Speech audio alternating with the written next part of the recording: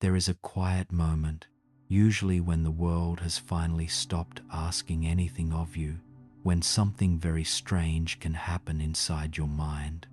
You're just there, breathing, existing, maybe scrolling your phone, maybe turning off the last light, maybe just shifting your head on the pillow, and suddenly the moment feels like it has happened before, not just similar, exact.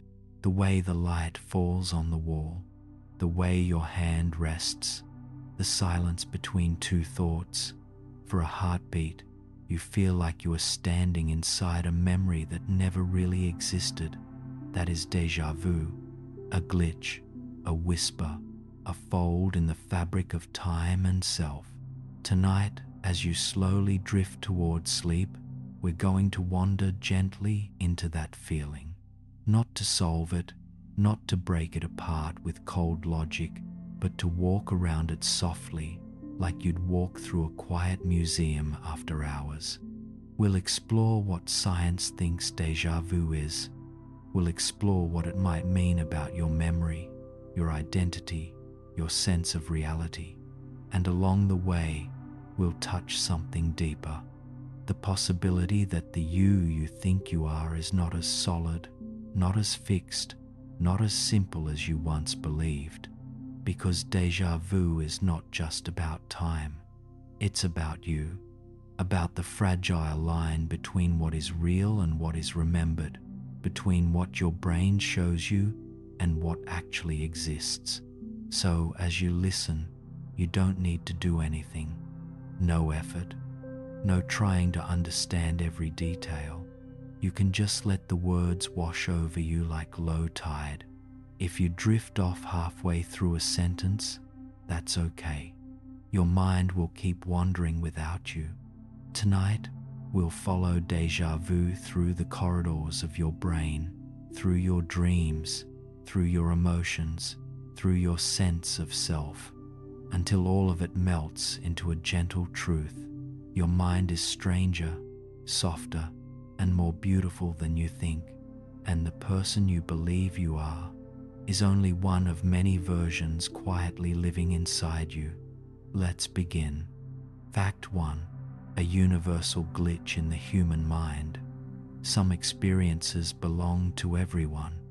The warmth of sunlight on your face, the sound of distant traffic late at night, the feeling of waking up and not knowing what day it is. Déjà vu is one of those experiences. Across cultures, across languages, across centuries, people have paused mid-step or mid-sentence and thought, I've been here before, this exact moment, this exact feeling. You might be in a supermarket aisle, reaching for a box you've never seen. You might be visiting a city for the first time. You might be sitting with a friend, listening to words you swear you've already heard. Nothing special is happening, and yet everything feels charged with a strange familiarity. Studies suggest that most people, somewhere between 60 and 80%, have felt déjà vu at least once. Young people experience it more frequently. It tends to fade as the brain ages, becoming rarer but no less mysterious when it arrives. It doesn't care who you are, a scientist in a lab, a farmer in a quiet field, a student staring out a bus window, a nurse on a night shift. The same small shock, the same inner whisper, wait, haven't I already lived this? There is something comforting in that universality. When you feel déjà vu, you are sharing a tiny, invisible thread with millions of other minds. You are having the same glitch that philosophers, poets, and ordinary people have been quietly wondering about for generations. And yet, it is also deeply personal. No one else can feel your déjà vu from the inside. No one else knows the precise flavor of the moment, the way your chest tightens slightly, the way your attention sharpens, the way reality feels thinner for just a second. It is a shared phenomenon, but a private event, common but intimate. Tonight, as you remember your own déjà vu moments, you might notice something interesting. They almost never happen during chaos or crisis. They visit you in small, quiet slices of life, walking, talking, sitting, turning your head, entering a room. It's as if your brain chooses calm, ordinary moments to briefly reveal how fragile the feeling of now really is. And then it lets go. Fact 2. Your brain is making a mistake, and it feels like magic. On the surface, déjà vu feels mystical. It feels like proof that time is looping, that fate is real, that the universe is winking at you. But if we follow the wires back into the brain, the story changes. Deep inside your skull, tucked beneath the outer layers, lie structures that quietly manage your memories. The hippocampus and the surrounding regions. These are the librarians of your mind. They decide what gets stored, what gets recalled, what feels new, and what feels familiar. Most of the time, they do this with astonishing accuracy. You walk into your kitchen and you recognize it. You see a stranger and you know you've never met. You hear an old song and memories bloom like lights turning on. But déjà vu is what happens when this system misfires. For a brief moment, the brain's familiarity detector lights up at the wrong time. Your mind takes a scene it has never truly experienced and tags it as already known. No real memory, no actual past event, just a label, misplaced. Some theories suggest that two pathways in the brain process the same scene almost simultaneously, but slightly out of sync. The first pass is registered unconsciously.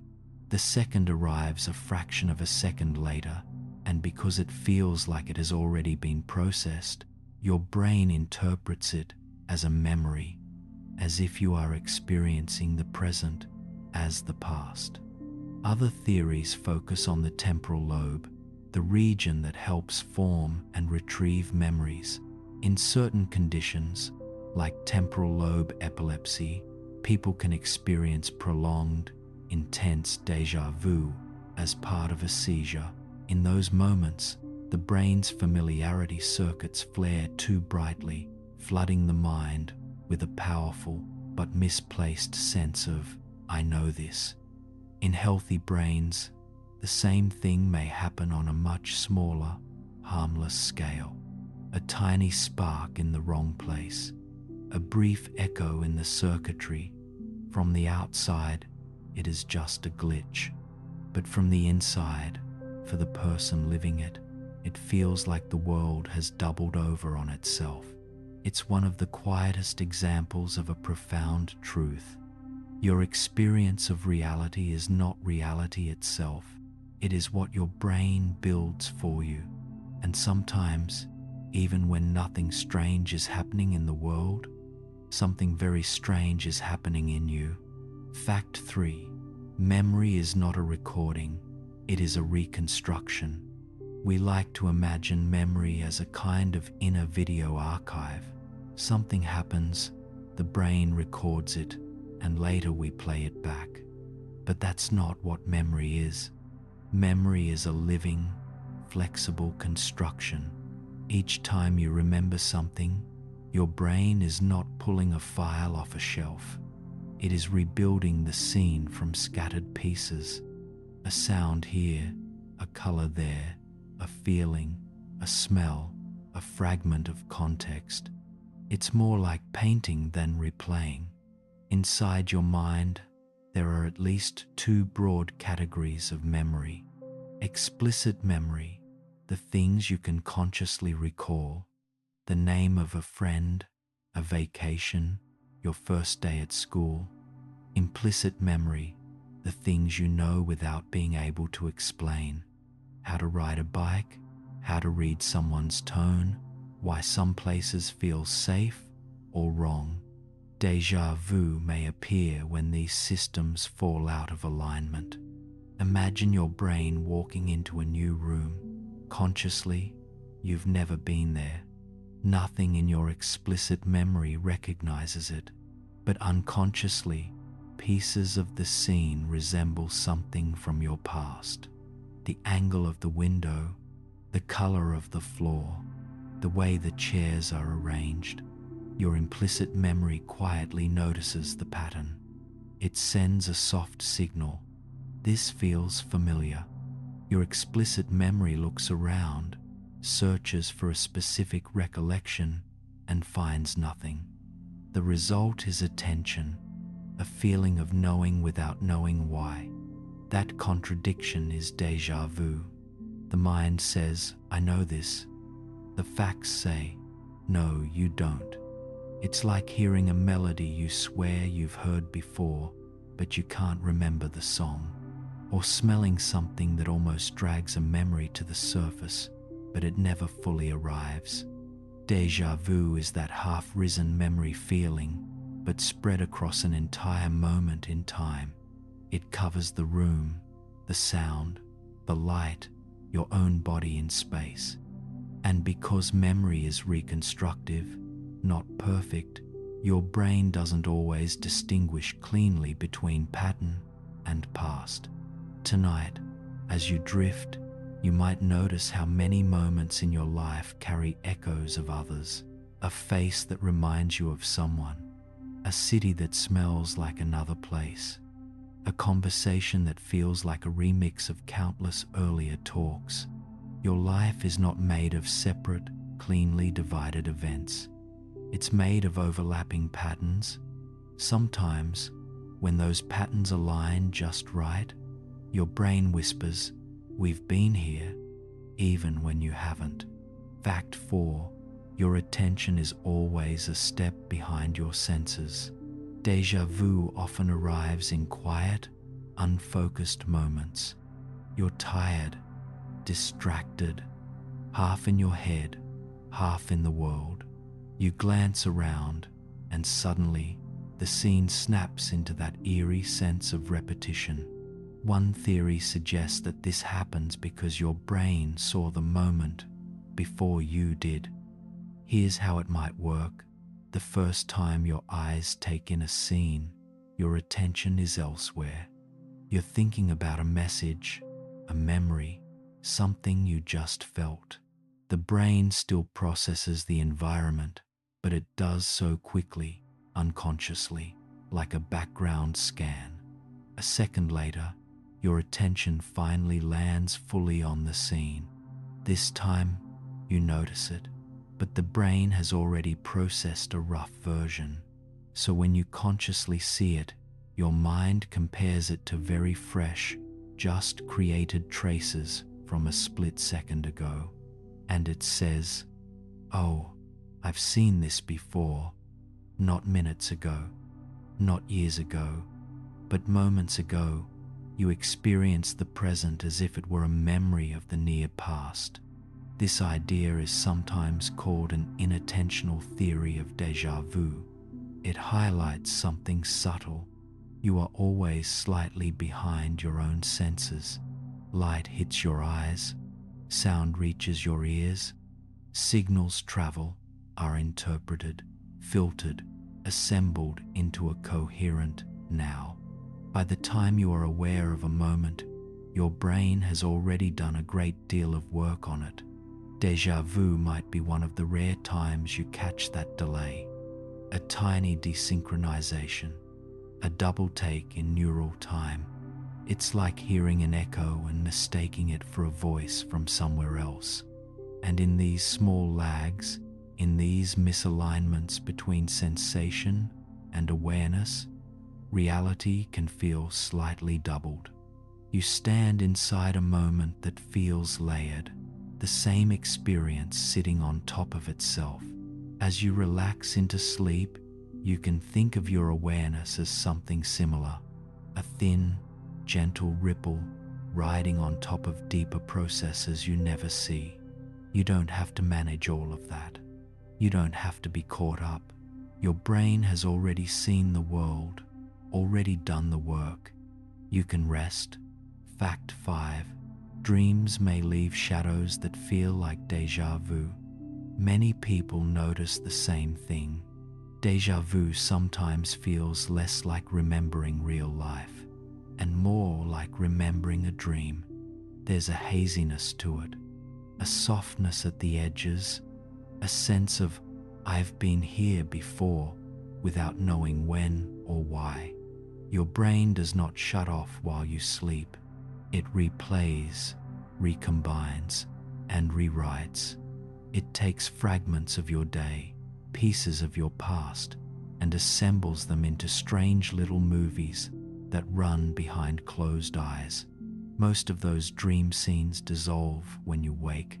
They don't become clear, accessible memories. They sink below the surface, but the brain is still changed by them. Now imagine this. One day, while awake, you walk into a place that accidentally resembles the set of one of those forgotten dreams. Not perfectly, but closely enough. The angle of the corridor, the placement of a chair, a sound from another room. Your conscious mind searches your waking life and finds nothing. But somewhere deeper, the brain hums with recognition. We've been in something like this before. You feel that recognition as déjà vu, not because you've actually lived this moment, but because your dreams have quietly rehearsed thousands of variants of reality. Sleep and wakefulness are not completely separate worlds. Information flows between them. Memories are consolidated while you sleep. Emotional charges are softened. Experiences are sorted. When sleep is disturbed, when you are exhausted or not resting deeply, the boundary grows blurrier. You may feel déjà vu more often as your brain struggles to keep dream, memory, and present neatly organized. Tonight, as you fall towards sleep, you are preparing the stage for that invisible work, organizing your day, filing your experiences, washing some of the emotional noise away. Tomorrow, you may not remember the dreams that do this, but they will have left fingerprints. And sometimes, when life accidentally overlaps with the landscapes your brain once built in the dark, you feel it, like walking through a scene you've visited in another life or another sleep. Fact 6. Déjà vu feels like emotion as much as thought. If déjà vu were only a logical mistake, it wouldn't feel the way it does. But it does feel. There's a physical texture to it, a small shiver, a shift in your chest, a quiet whoa inside your mind. You don't just think this feels familiar, you sense it. This is because déjà vu doesn't happen only in your memory circuits. It also brushes against your emotional brain. Regions like the limbic system sit close to the areas that handle familiarity and recognition. When one lights up, the other often follows. That's why memories are stronger when they're emotional, and why emotional states can muddy what you think you remember. When the brain mistakenly declares something familiar, it often sends along a small emotional surge, a hint of nostalgia, a touch of tension, sometimes a soft unease. For some people, déjà vu carries warmth, a cozy, almost sweet sense that they are exactly where they're meant to be. For others, it can feel eerie, like standing in a hallway where the lights flicker, not dangerous, just off. In rare cases, particularly when tied to certain neurological conditions, déjà vu can be intense and unsettling, wrapped in dread or disorientation. But for most healthy people, it stays on the gentler edges of emotion, curious, strange, slightly magical. This emotional coloring is part of why déjà vu lingers in memory even though it lasts only a few seconds. You may forget the exact details of the scene, but you remember the feeling. Tonight, notice how many of your experiences are defined less by what happened and more by how they felt. A conversation may fade, but the comfort remains. A trip may blur, but the sense of awe stays. A moment may be simple, but something about the light, the air, your heartbeat fixes it in you. Déjà vu is a reminder that familiarity itself is emotional. Your brain isn't just asking, "Have I seen this before?" It's also asking, "What does this feel like? Safe, strange, beautiful, unsettling?" And sometimes the feeling arrives first, dragging a phantom memory in behind it. Fact 7. Creative minds. Notice the glitch more clearly. Writers, artists, musicians, and dreamers often report déjà vu more vividly. Maybe that's because they spend more time paying attention to the inner world, the subtle shift of a mood, the echo of a thought, the way one moment rhymes with another. Creativity is deeply linked to pattern recognition, to see connections other people overlook, to notice when the present feels like a sequel to something unnamed. Déjà vu is, in a way, pure pattern recognition without content. Your mind senses a match between now and something, but that something never fully appears. For a creative brain, this is fuel. An artist might take that feeling and turn it into a painting where a figure stands in a room that looks both new and impossibly old. A writer might build a story around loops in time, characters trapped inside repeating days. A musician might create a melody that circles back on itself, always familiar, never quite resolved. But you don't need to be an artist to live creatively with déjà vu. Every time you feel it, you are briefly lifted out of autopilot. You stop, you look around, you become aware of the texture of the moment, the air, the light, the presence of your own body. Reality becomes less automatic and more alive. You might not stay in that awareness for long. The feeling fades. You go back to your day, but something has been loosened. The assumption that what I see is exactly what is cracks a little.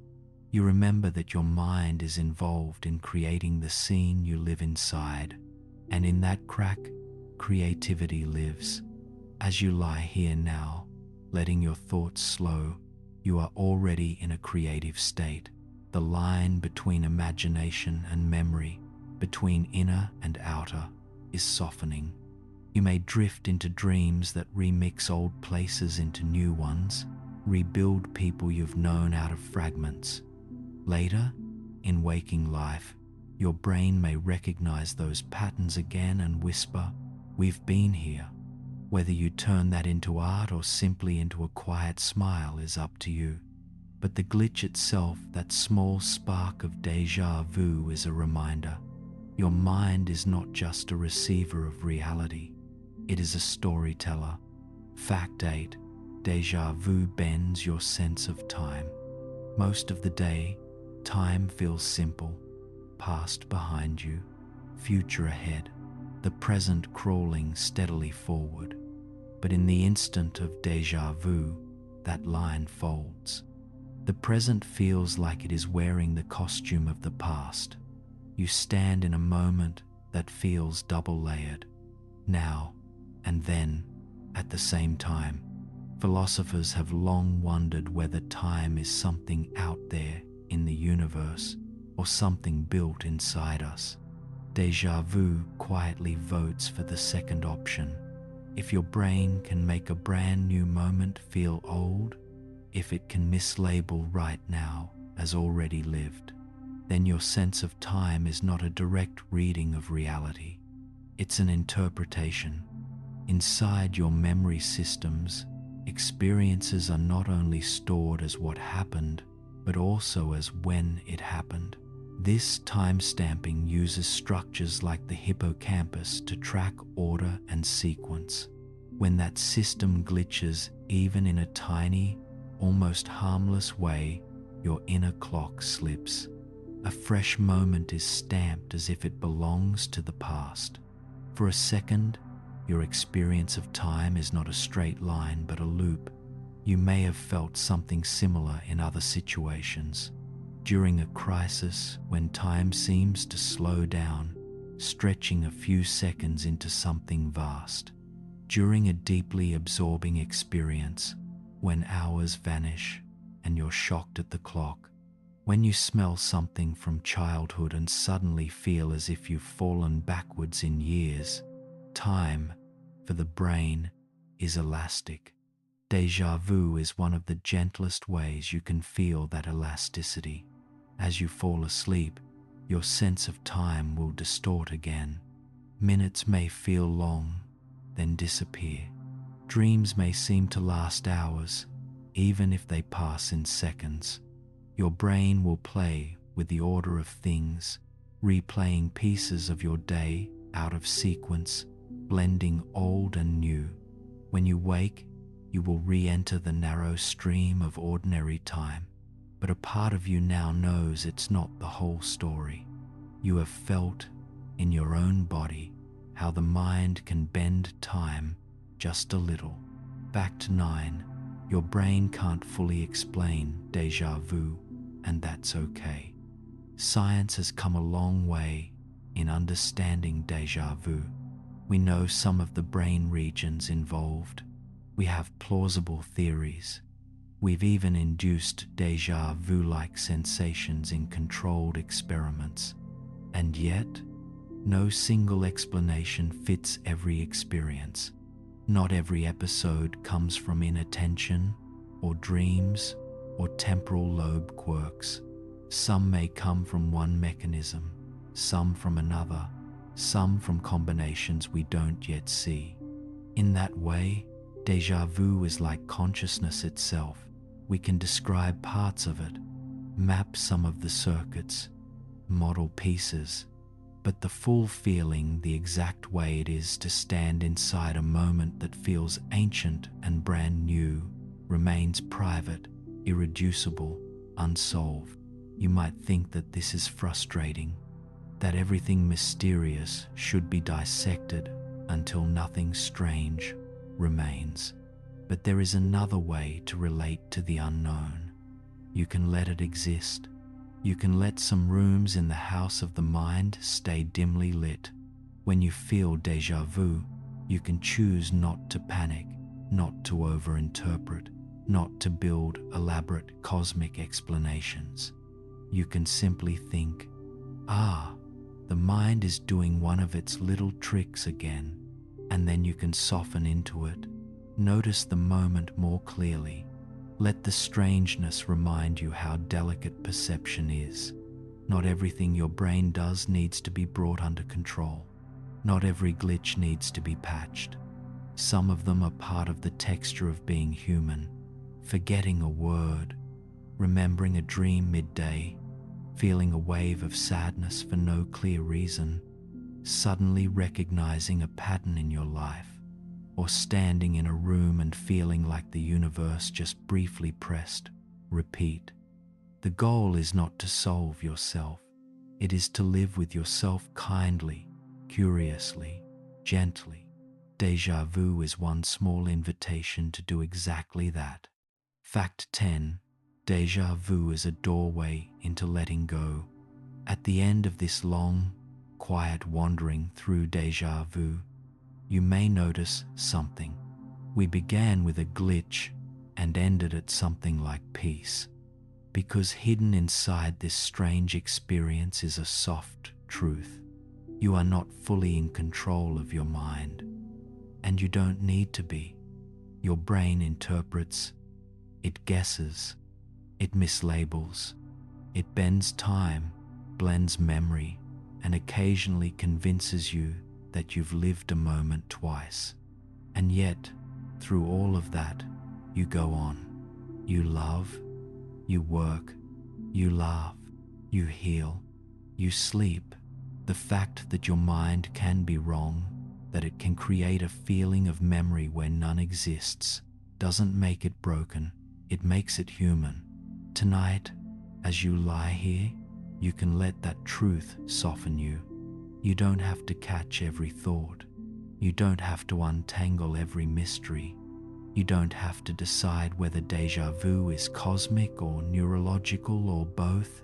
You can simply acknowledge, my mind is doing something interesting, and then let it pass.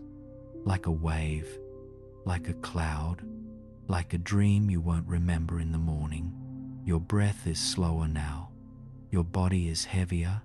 The world around you is dimming, shrinking to the space of your bed, your pillow, the quiet rhythm of your chest rising and falling. The same brain that sometimes glitches and shows you impossible familiarity is also the brain that knows how to fall asleep. You don't have to tell it how. You only have to get out of the way.